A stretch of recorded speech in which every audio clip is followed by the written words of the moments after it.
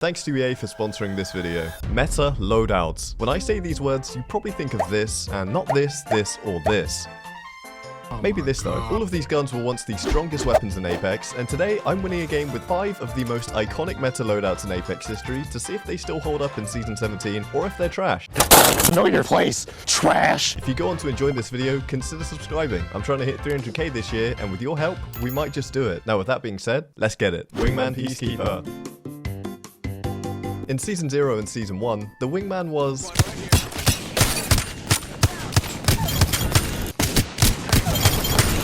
Yes, as shown here by the gaming merchant, the Wingman used to use heavy ammo, shoot 13.4 times faster, and as the kids say, clap them cheeks, boy.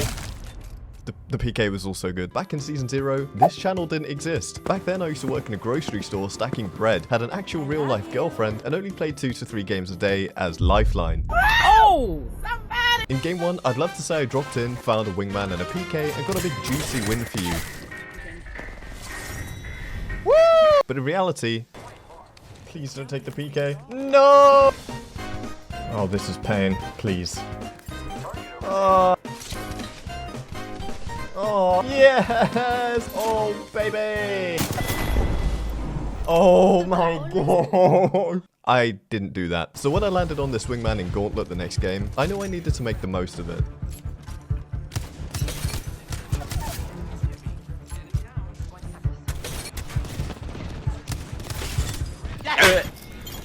Wow, I think we'd all agree that was pretty intense. I made a wild left swing to try and flank the second team, but by the time I'd got round to them, they'd already bounced on my teammates' skulls.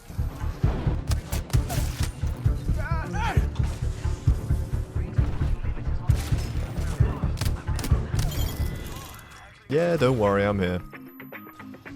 That's my PK though. Round 1 was closing, and it was time to start rotating and find another team to fight. I found another team to fight. It didn't end very well for them. After that mild inconvenience, I flew over some mountains and onto Granny's house. Wanna know why they call it Granny's house? Because of Granny. When I saw Granny, I wanted to do a hashtag epic gamer moment, but unfortunately my teammates don't know the meaning of fun and mercilessly crushed their bones. Granny's friends didn't like that very much.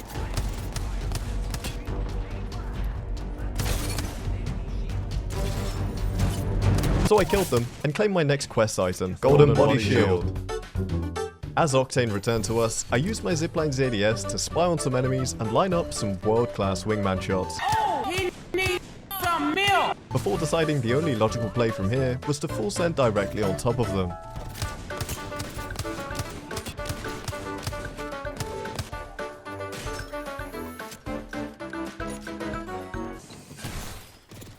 You know what, Octane? Can you kindly die, please? It turns out the zipping onto the Caustic team had led us to being surrounded by 3 other teams, which was not really very fun. And things only got worse when both my teammates died on me.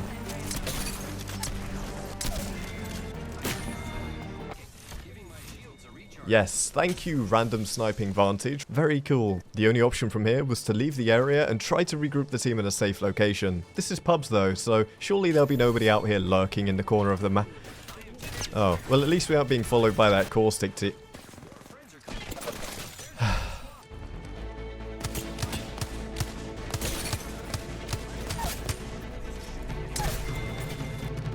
As I tried to gather myself and work out the next play, Octane got knocked for the 5th time, and 3 deaths in one game was enough for the poor fella. I had much bigger concerns though, as everywhere I tried to rotate led me into angry people with automatic machine guns. With Ray following close behind, we ran for the hills in search of refuge and rotation, but even our path into zone was blocked off by a scary Watson fence. With all of our paths into zone seemingly blocked, Wraith and I were surely doomed. As we ventured into the crash site, I happened to see another Caustic scurrying away into the sewage below, and in a bid to find Wraith some loot, we took to scaling the downed spacecraft, only to find that there was indeed an entire squad ratting at the top. It wasn't very cool of them to do this. They forced us to back up, and in our absence, the Caustic had somehow slipped his way into our house and made it his home, even rezzing his dead teammate. It wasn't very cool of him to do this. Is this ALGS? At this point, Wraith and I were desperate. We had no choice but to zip out into the open and try and find somewhere else to play. I made a wild dash to secure an L-Star from the care package for Wraith.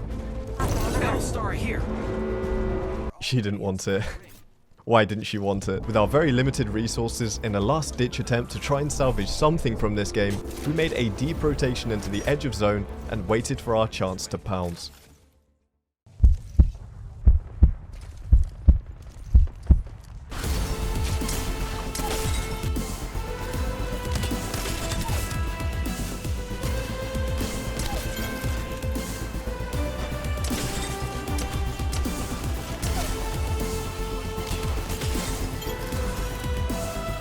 Wow, that was intense.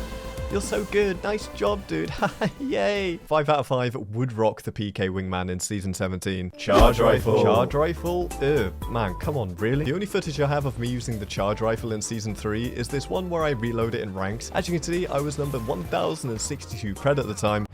But you can see the charge rifle was an energy gun with 15 shots and an extended energy mag. So yes, very cursed. And if I was going to show this one off, then you'd best believe I'm not dragging any random teammates down with me. I'm going in solo, boys. I landed in the only place in World's Edge with a guaranteed sniper and took my prize. I had to fight the demons in my head not to take 2 charge rifles, but after that, I got to doing what charge rifle players have always done best.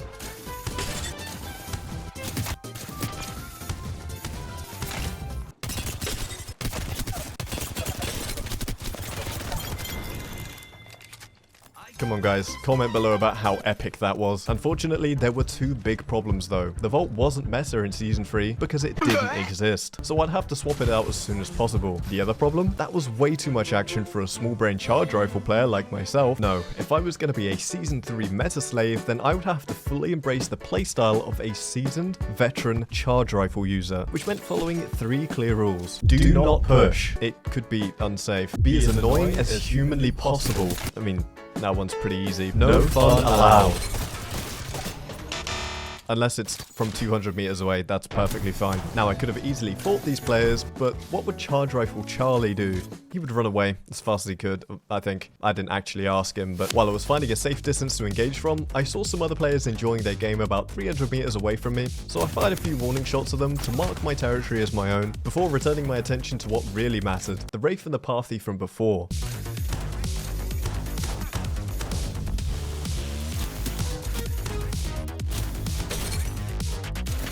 But my original victims still didn't quite understand that they weren't going to be able to fight me unless I wanted them to. What? I'm just rotating. But finally, after 5 minutes and 2.2k damage, it was time to give in and give the duo the fight that they'd been chasing all game.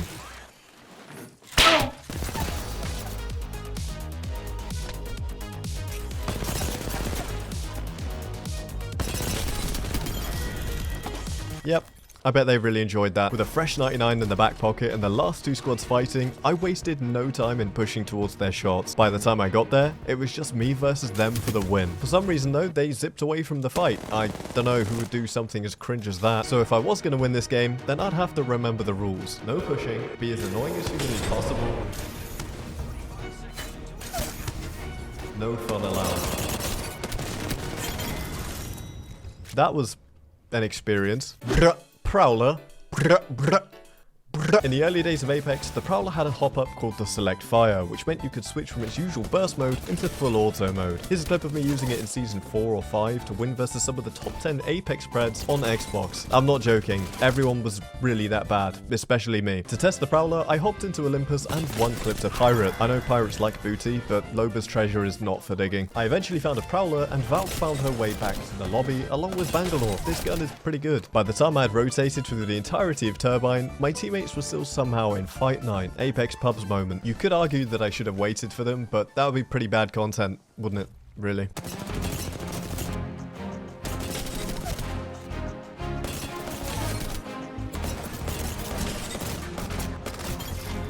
When we eventually grouped up again, I was down to the last 4 squads, and was another one of those games where anytime you tried to make a play, the entire lobby would just shoot you from across the map. The Prowler came in clutch a few times while fighting off hordes of gamer dads, but I still had to cower away in the darkness just to heal up a few times. It was cold and damp. Though eventually, I knew the only chance of us winning this game was for us to make a play.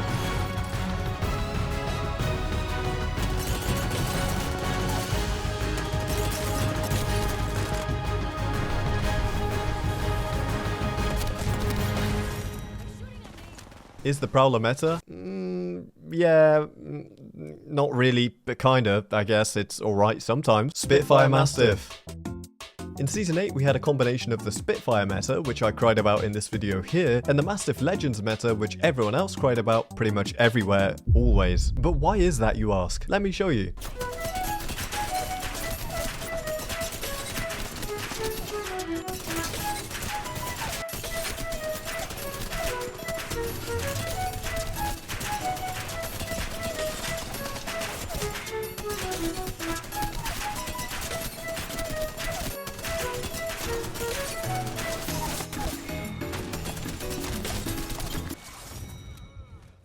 It's not meta anymore though, so that's good. Nemesis R9. Yeah, do I even need to explain this one? The Nemesis R9 combo is arguably too strong to run around with in pubs, so I took this game to the next level. Pubs 2. Or Purple Badge Pubs, or whatever you want to call it. This game was recorded in Diamond 3, but as we all know, this changes nothing with how the matchmaking works this season. And regardless of who I was facing, they'd all see the same fate in the end. Fate. Fated. Fate. I tried, okay?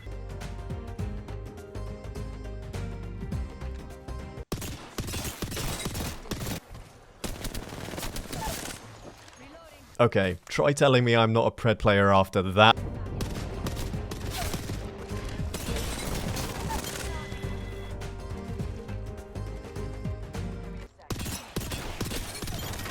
Yeah, I just don't question it anymore.